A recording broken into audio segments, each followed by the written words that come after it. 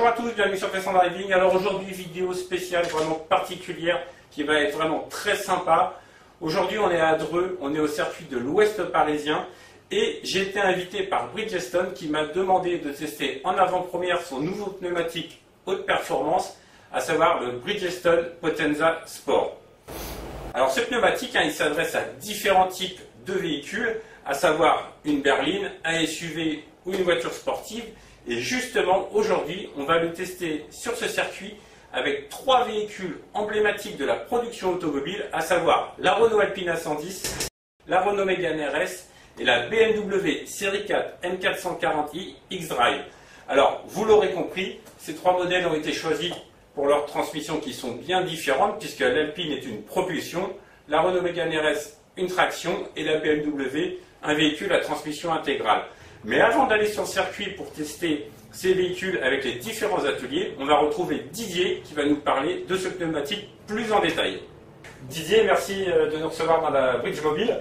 Je voudrais que vous me parliez du pneumatique Potenza Sport. Oui, bonjour Steve, avec plaisir. Donc je vous présente le Potenza Sport, le nouveau fleuron de la gamme Bridgestone, pour équiper tous les véhicules sportifs, tourisme et SUV, du 17 au 22 pouces dans 96 dimensions. D'accord. Donc c'est un nouveau produit qui a été bien entendu élaboré en fonction des attentes des utilisateurs de pneumatiques sport et qui recherche en priorité vraiment un comportement optimal en ligne droite comme en courbe, en distance de freinage sur le sec et un très bon comportement de haut niveau sur le mouillé. D'accord. Donc ce pneumatique a été développé au niveau des différentes parties qui le constituent. La carcasse bien entendu, les matériaux de renfort qu'on va retrouver, les ceintures avec une nappe spécifique sur les ceintures qui est un matériau hybride à base d'aramide qui va lui conférer vraiment de la solidité, de la durabilité à très haute vitesse, minimiser la déformation à très haute vitesse et bien entendu une nouvelle bande de roulement avec un composé de gomme spécifiquement dédié pour bien résister à la performance à très haute vitesse, que ce soit en termes de grippe, de freinage, de sensibilité au niveau directionnel, que le pneumatique soit très précis, puisque les utilisateurs de ce type de pneumatique veulent vraiment que les performances du véhicule soient ressenties du bout des doigts, je dirais, et que le pneumatique leur confère à la fois du plaisir mais aussi de la sécurité. Donc au niveau de la structure de la bande de roulement, alors c'est un profil asymétrique. Profil asymétrique, ça veut dire qu'il y a une partie extérieure, une partie intérieure, avec un volume de gomme plutôt concentré de façon plus importante sur l'extérieur pour bien supporter les appuis, notamment dans les courbes. Les deux épaulements sont très massifs pour bien supporter les appuis. Ce qui est très important pour ce type de pneu, lorsqu'on roule à très haute vitesse et qu'on va devoir freiner très fortement, c'est que la voiture doit garder vraiment une ligne droite, sans aucune vibration au niveau du volant. Donc vraiment un contrôle optimal du pneu. Donc grâce à cette structure de bande de roulement, et aussi bien entendu, on peut le voir, vous voyez des petites lamelles sur les nervures centrales. Donc ces lamelles sont des lamelles de nouvelle génération, qu'on appelle en 3D, qui vont limiter la déformation. Puisque sur de tels pneumatiques, la déformation, bien entendu, peut être très importante, et plus on diminue le risque de déformation, plus on contrôle le pneumatique et sa précision. Le composé de gomme, quant à lui, qui est la partie noble, qui permet d'avoir vraiment une très bonne adhérence, quelles que soient les conditions, sur le sec ou sur le mouillé, ce composé de gomme permet d'optimiser les performances durant toute la vie du pneumatique, en termes de grippe, de résistance aussi aux efforts en latéral, sans que ça se fasse au détriment de la longévité. Parce que par rapport à la précédente génération, grâce à ce nouveau type de composé de gomme, on gagne 10% en longévité. Ah oui, c'est énorme. Voilà. Et au niveau du design, bien entendu, on retrouve des canaux très larges pour favoriser l'évacuation de l'eau, pour optimiser là aussi le contrôle sur le mouillé et le freinage en ayant les distances d'arrêt les plus courtes. Alors justement, j'étais assez surpris parce que vous dites évacuation d'eau, mais je vois qu'en fait les petites stries là finalement, quand on est novice dans le pneumatique, pour moi l'eau elle vient là, mais elle s'évacue par où finalement? Alors, d'une manière générale et à 95%, l'eau s'évacue dans le sens longitudinal. Les stries sont là pour ajouter un petit peu de grippe aussi. Si je fais la comparaison avec un pneumatique hiver qui va être lamellisé sur toute la surface de la bande de roulement, sur un pneumatique sport, on va en avoir très peu pour garder la rigidité sur tous les blocs de la bande de roulement.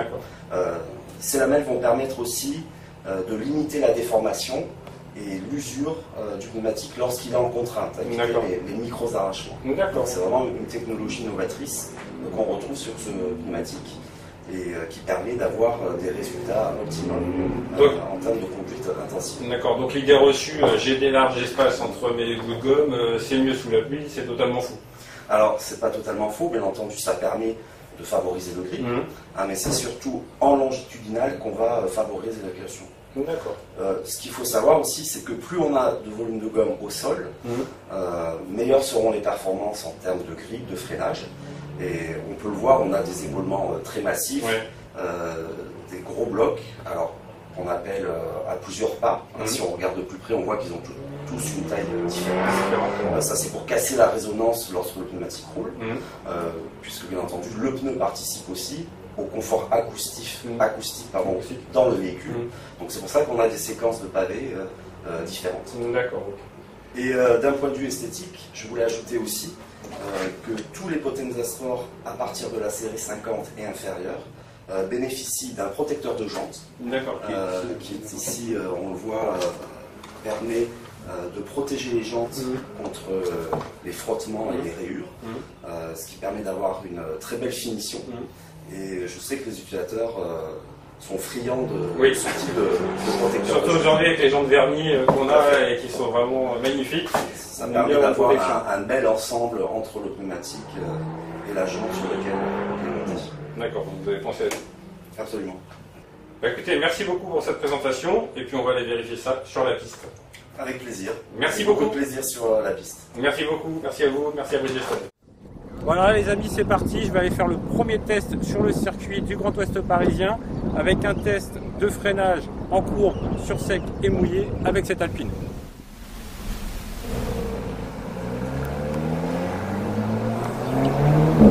Bon alors les amis, là c'est parti au volant d'Alpine à 110 pour un test de freinage en appui dans une courbe sec et mouillée.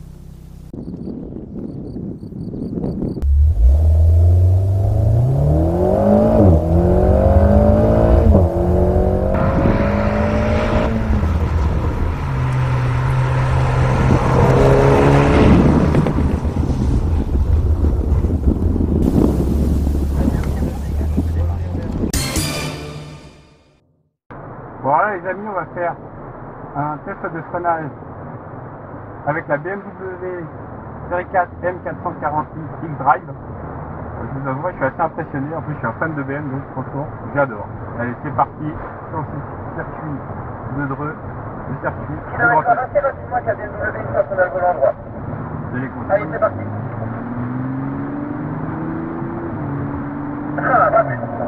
Et là, on maintient juste à peine le volant. On voit comment la voiture se dirige.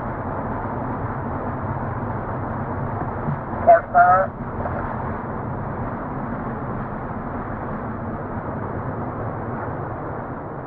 C'est un petit peu plus loin, vous avez le point de suite. Un petit peu plus loin là-bas. Voilà. Je crois que j'ai foiré l'exercice.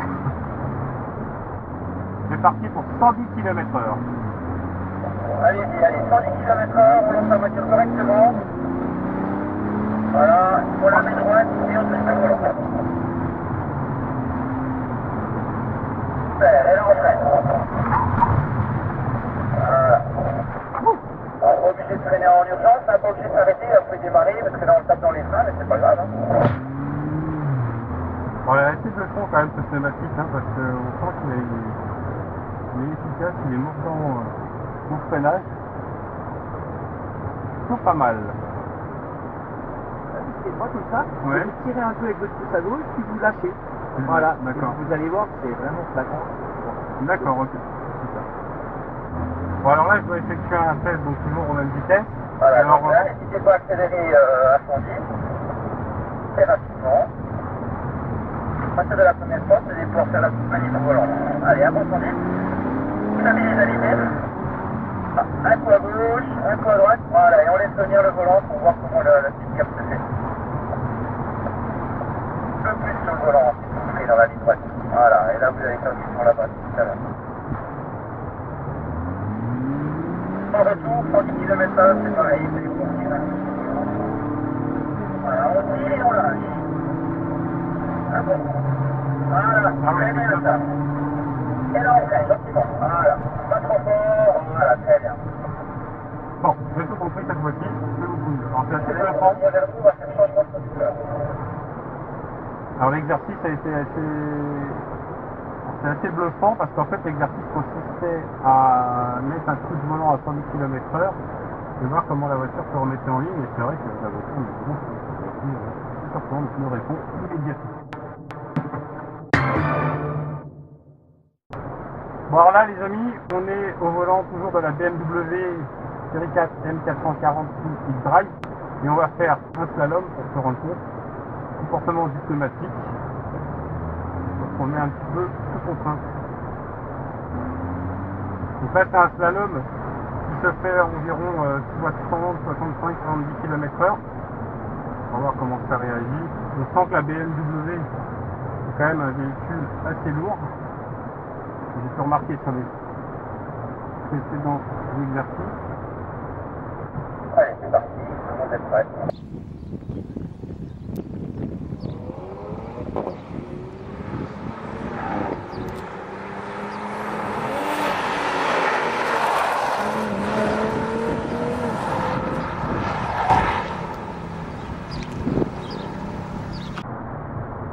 Bon, on sent vraiment le poids sur cette BMW. On sent vraiment que...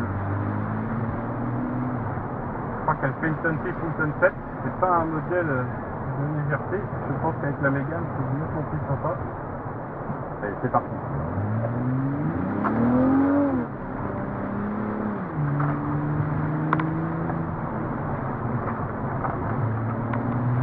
On se compare quand même bien, hein. Franchement. Ok, parfait. Le pneumatique, il est quand même assez bluffant, même en mettant du volant. Là. Il absorbe tout. Franchement, c'est du délire.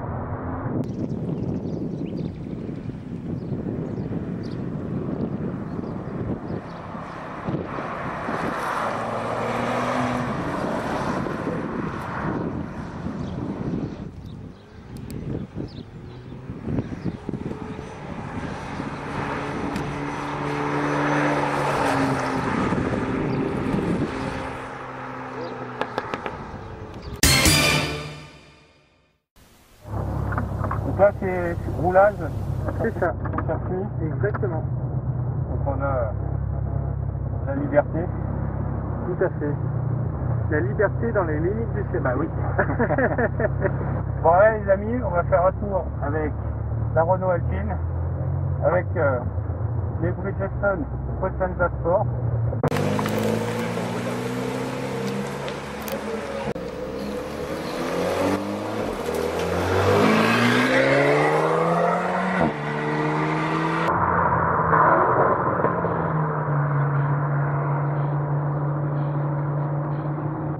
C'est bluffant dans cette voiture quand même.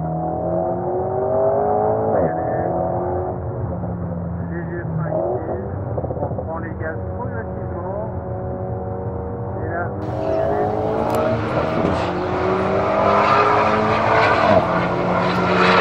les freins, mais non. Voilà.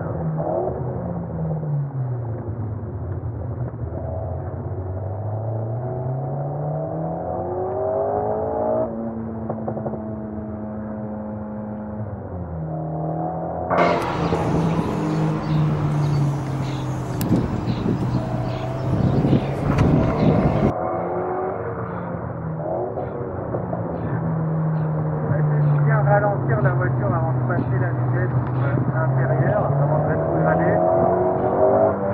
C'est jamais bon. Vous voyez là, par exemple, première, alors regarde.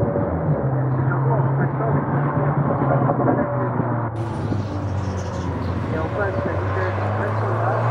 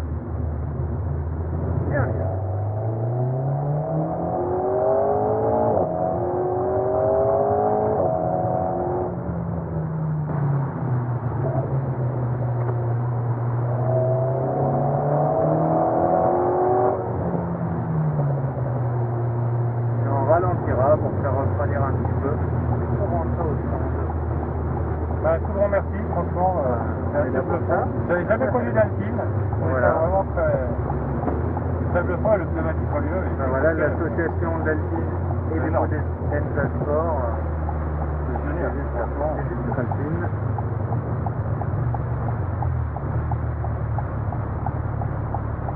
Voilà. Donc voilà les amis, on arrive au terme de cette journée d'essai avec Bridgestone pour le Potenza Sport.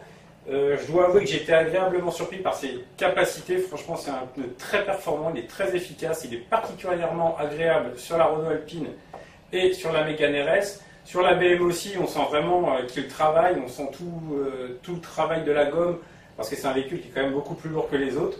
Et du coup, c'est un pneumatique qui m'a franchement bluffé. En plus, coup de la journée, j'ai déjeuné avec Grégory Galifi, le présentateur de Direct Auto. C'était un vrai plaisir de partager ce moment avec lui. Je finis sur une petite photo ensemble et je vous dis à très bientôt sur Test and Driving. Allez, ciao!